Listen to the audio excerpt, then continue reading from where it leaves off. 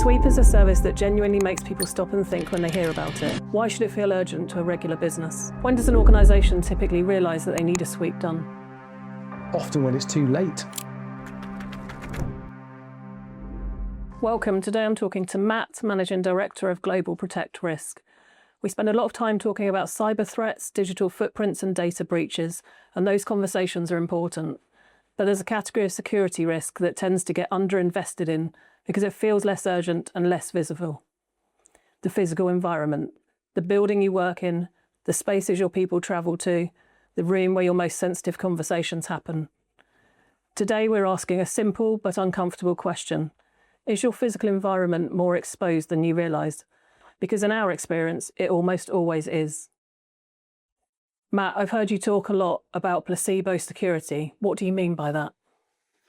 I think placebo security covers a number of things across a number of areas, but in principle, placebo security is this idea that you have the feeling of being secure without necessarily being secure because your security posture isn't commensurate to the threat you're facing. So a really good example would be an organisation that is a production facility and it's got a tremendously sensitive IP inside the production facility.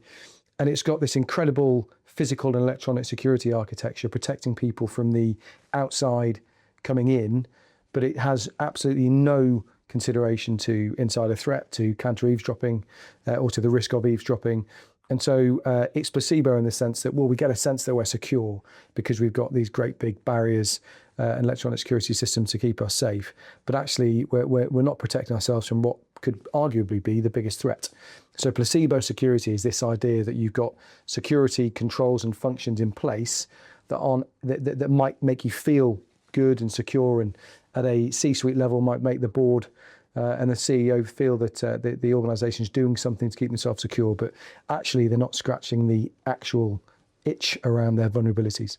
Today we're going to talk about something lots of organisations will recognise. The annual physical security audit passes, ticks in the boxes, and yet 6 months later something goes wrong that the audit should have caught. Where's the gap? Well, it's interesting, we've just spoken about placebo security. So the gap in the experience that we have at Global Protect is normally one of two things. It's either the organisation has lots of placebo security measures in place, and in many respects, an organisation that's undertaking an audit that is based on a generic template that fits these sites wherever they may be around the world, and all sites need to fit exactly the same standard, irrelevant of whether they are production, research and development, office, office space. If those processes and those assessment frameworks are based solely on a one-size-fits-all cookie-cutter model of every site must meet this standard, it's probably placebo in the fact that it's not commensurate with the actual risk against the organisation. And those risks might be thematic, they might be based on the environment the facility's in, it might be a research and development facility that might have a significant insider threat profile. It could be all manner of things. And I think where it's probably gone wrong, apart from the obvious things like limited funding for security or a human mistake, which is always something we've got to consider.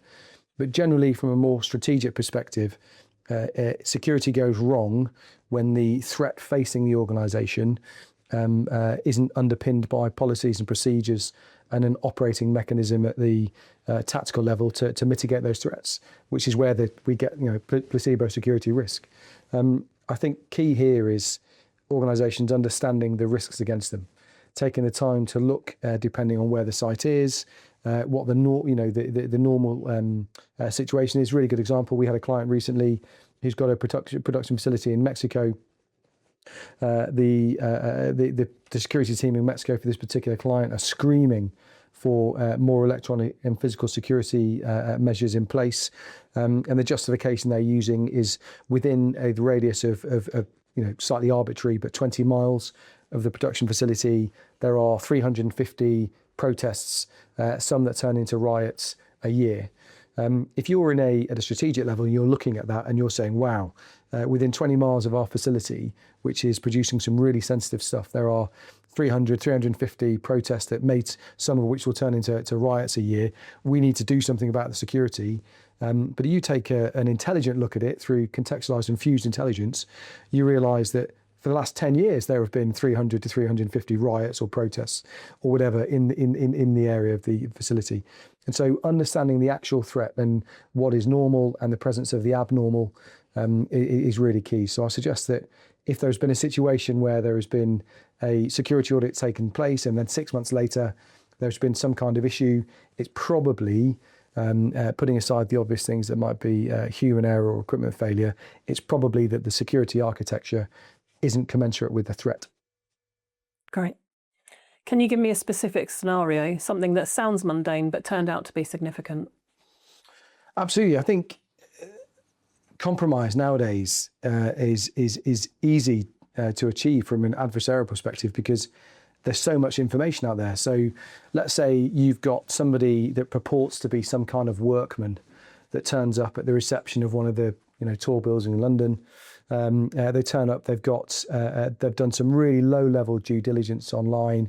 So they've worked out who one of the contracting companies that supports the maintenance in the building. They've gone on LinkedIn. They know which companies occupy the different floors. They've worked out who the managing director, the CEO, whoever it is. That person doesn't have their profiles locked down particularly well, so they're able to work out who their wife is or their husband is. And so you can, put a high-vis vest on that says, company X. You can walk in, you can go to a receptionist who probably isn't trained overly in security awareness and what to look out for. And they're able through social engineering to talk themselves into the building through what is extensively a pretty plausible explanation of why they're there and who they're there to see.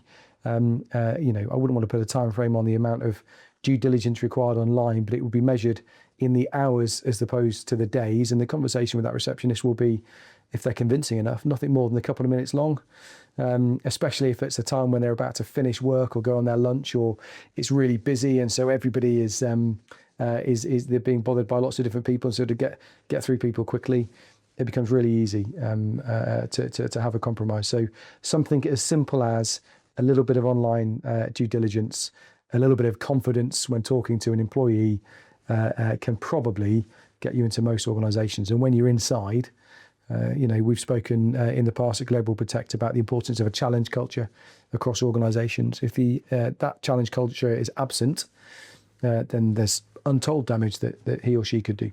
Sweep is a service that genuinely makes people stop and think when they hear about it. Counter eavesdropping, TSCM sweeps. For a lot of organisation, that feels like something out of an intelligence thriller. Why should it feel urgent to a regular business? Well, what a brilliant and really timely question. TSCM, for those that don't know, is something called technical surveillance countermeasures. And it is the art of using physical and technical search capabilities and procedures to identify eavesdropping devices that have been placed. The reason it's no longer kind of science fiction or James Bondy is because back in the Cold War, there were some examples of some really easy quick plant attacks that took place, but there is a litany of really complex, deep technical attacks that would take place, that you would put devices inside the fascia of the building, inside objects. There is a really amazing example of the US Great Seal attack that the Russians enacted, I think, at the US Embassy in Moscow, whereby they were using reverberations and radio frequency to identify what was being said in the ambassador's office. They really complex attacks, really hard to do, need real expertise. Now, though, as flying was once a thing that was just for airline pilots and jet pilots, now flying can be achieved through people flying drones, right? Eavesdropping can be achieved through people turning their audio recording on their phone. Or on my watch, there is a widget that I can select if I was so minded to sit on my watch face, or I can click it and I can start a voice recording through my phone, right the way through to really cheap pens that you can click that are cameras, to being able to 3D print something and have a device in it. And so the reason that having a counter eavesdropping posture and being aware of eavesdropping in the workplace, the reason it's so important and is no longer something from a movie, is because the ability to do it is so prevalent out there. You can buy something online. All of us are walking around with a piece of equipment that could be turned into intelligence sensors and eavesdropping devices invariably. If I look at my DaySat coming here today, I've got an iPad in it that could do it. I've got a laptop in it that could do it. I've got a watch. I've got my phone. So I'm carrying 4 bits of kit that could be turned into a simple eavesdropping device. And that's putting aside the kind of state-on-state, really complex stuff. So the reason it's important is because knowledge is power, right? I think it's certainly my perspective and that of Global Protect's that the insider threat is one of the biggest threat vectors any organisation can face. And so if you've got the ability to obtain information through eavesdropping so easily, and if there's so much availability of devices and people become complacent, they don't check out for things, suddenly a compromise or loss of information through eavesdropping becomes a vital thing, which is why SWEEP, our technical surveillance countermeasures service, is so important to protecting what's so vital to our clients. When does an organisation typically realise that they need a sweep done? Often when it's too late, but also it may never be that they realise there's ever been a compromise. We did a task for a football club. I go back to my days where I was serving in the military, and we did an exercise. And we went to this football club and we planted 22 devices that then we had TSCM teams from the MOD come and look for. And I remember as an officer, the deal was I had to sign everything back in. And so the teams that went to install the devices were coming back to me. And I'll never forget, I got, sir, 22 devices, all accounted for. And then 3-4 minutes later, somebody else walks in, sorry, sir, we forgot one. And they plonked down this really old device that was a PIR-initiated VHS recorder, to give you an idea of how long it had been there. And it had long since stopped working. So it might be that an organisation is compromised and they don't realise. But we've spoken a lot about the threat feeding the security posture, and the threat from eavesdropping is ever present in almost any organisation. I'm not saying that local shops have got to have a counter eavesdropping posture, but if you're in manufacturing, if you're in the business of protecting your information, then you need to be aware of eavesdropping, both through negligence, so somebody having something on them that's connected to the Internet of Things in a sensitive meeting, that's recording and inadvertently becomes available right the way through, to nefarious actors that have placed something. And the something could be as complex as being in the wall, as we've discussed, or something they've brought in their pocket that's recording. So in my experience, often too late, but companies should realise they need a counter eavesdropping posture and a TSCM assessment and some kind of supporting framework to make sure that when the team has left, they're still secure from eavesdropping and protecting themselves. They should understand they need an assessment when they've worked out they've got something they want to protect. Before you can build an effective security posture, you need to understand what you're actually trying to protect. That sounds obvious, doesn't it? But it's one of those areas that's often missed, isn't it? It really is, and it's so simple. And Global Protect is a risk and intelligence company, right? So our job is to tell people the threats that are against them, but actually, for a lot of people that think they might need a company like ours, they don't. And here I am trying to do us out of business inadvertently. But the reality is that by having an understanding of what it is you want to protect, and by having a relative awareness of really low-level security, for lots and lots of companies, organisations, and private clients, that's enough. Just having that kind of mindset that you adopt with your children. You keep your children safe. You should adopt the same type of logic to keeping your assets and your information safe. It becomes more complex the bigger an organisation is, and so you've got to start from, what is it you want to protect? What's the most sensitive thing for you? And at Global Protect, we've got the Global Protect Fusion Hub, which is our intelligence centre.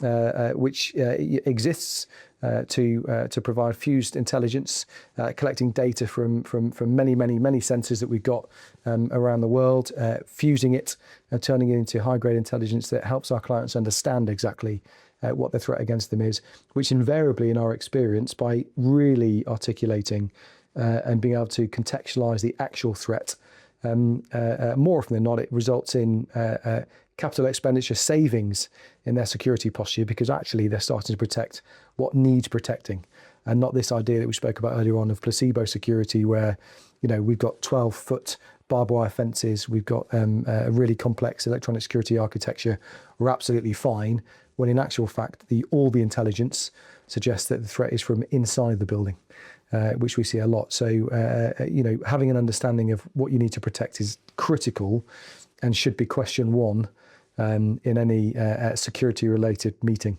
that takes place. Are we protecting what really needs protecting? Yes, no. If we are, brilliant. If not, what is the threat? And from there, you can put the building blocks of a relatively simple, ranging to more complex, if it's a large organisation, security architecture.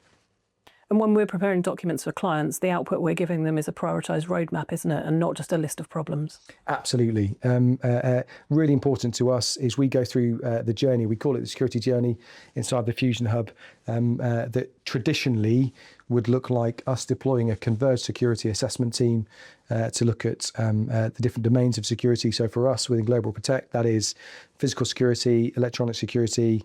We have a cyber security partner that we deploy with. We then look at insider threat, personnel security, and information management. We take those findings, we cross-reference them with the intelligence that the intelligence teams have developed through the data they've found from the sensors, and we put it together. We aggregate it into a threat picture that is telling our clients, in the first instance, this is where you're vulnerable, and in the second instance, this is what we think you need to do about it. We've covered a lot of ground today. If there's one cultural shift you could ask every organisation to make, what is it? It's a difficult question to answer because I think there would be two or three. I think the best thing to do is to answer it in three chunks. The first one is cultural shift at a strategic level. So decision makers and risk owners in organisations need to acknowledge that security is something that shouldn't be considered an afterthought after something has happened. Security is something that, if implemented correctly, with intelligence underpinning decisions, can save money. It can be an enabler for the wider business whilst protecting people, assets, information. At an operational level, it's allowing the people on the ground to feed decision making through what's happening. That what's going on and why is really important. Security is very difficult to implement robustly and effectively and efficiently without an understanding of the threat. And we've spoken about how the Global Protect Fusion Hub can provide really high grade fused threat intelligence to answer some of those questions. And from a tactical level, the people in the facility, it's understanding that, and it sounds a bit cliche, but security is a collective responsibility. You go, and we spend a lot of time at Global Protect going to, massive sites around the world, and you can see health and safety stats. There's not been an incident on this site for 374 days. Security isn't seen like that. Health and safety is a collective responsibility, and it shows because there is such an emphasis from everybody. If you try and walk in a production site, as I did in Malaysia recently, outside of the designated lanes where the forklifts go past, or you take your helmet off to scratch your head, or in my case, tighten my hair, make it a bit smarter, you get told off. But from a security perspective, we still see time and time again people walking past without their lanyards on, and nobody challenges them. So understanding at a tactical level that security is a responsibility for everybody, I think would be a significant change. We talk about security culture, but actually what we're really talking about is the importance of having a security culture, but companies having the awareness that they really need to focus on developing one is something quite different, and that's certainly what I'd be suggesting. Okay. And finally, what things should people be asking themselves as they finish watching or listening to this? The first thing is, do they know what they're trying to protect? And the second question, I think, is if you know the answer to what you're trying to protect, do you know who you're trying to protect it from or what you're trying to protect it from? An example of this is, we live in a world now in the 21st century where hostile actors, it's harder, and I'm not saying this doesn't happen, but it's harder for a hostile actor to go over a fence. It's harder for them to bypass, really complex electronic security systems. Easier is social engineering. We've seen it with some massive British brands over the course of the last 6 months where they've had gigantic issues off the back of not physical attacks or physical intrusions to their premises or their information, through social engineering, through an adversary being able to aggregate a whole load of data over here to this compelling story to get into a site to do something nefarious. Or the second thing is an awareness that insider threat is a real thing. It does exist. And I haven't been to many locations with the team we have at Global Protect where we haven't, in one way or another, concluded that one of the biggest threats, if not the biggest threat to the organisation, is from the people within it. So I'd certainly be suggesting that they have an awareness of, you might be trying to protect something from the outside in, but you've also got to look at it from those within the organisation. And the third thing is that kind of age-old collective responsibility. Security culture, we use it as a buzzword. I'm not sure it means very much. I speak a lot about placebo security, but actually security culture is something that everybody needs to buy into. And the difference between a significant compromise or not could be a receptionist is sat at his station saying or thinking to himself in his kind of internal monologue that we've all got, that doesn't seem right to me. I'm not sure about that. I'm going to ask, as opposed to what I see a lot of, which is in security, well, the default answer is yes. So in you come. I think they're the three things I would focus on. Great. Physical security isn't a legacy concern. In a world where threats are converging, sophisticated and adapting in real time, the building, the room, the journey, they're all part of the attack surface. We are Global Protect Risk. I'm Wendy, and today I've been talking to Matt. If anything in today's conversation has prompted a question about your own organisation's physical posture, whether that's your premises, your boardroom, your travel programme, or your understanding of where your real vulnerabilities are, the starting point is a conversation with us. Click on the link in the description to get in touch. Let's start the conversation before someone else does it for you.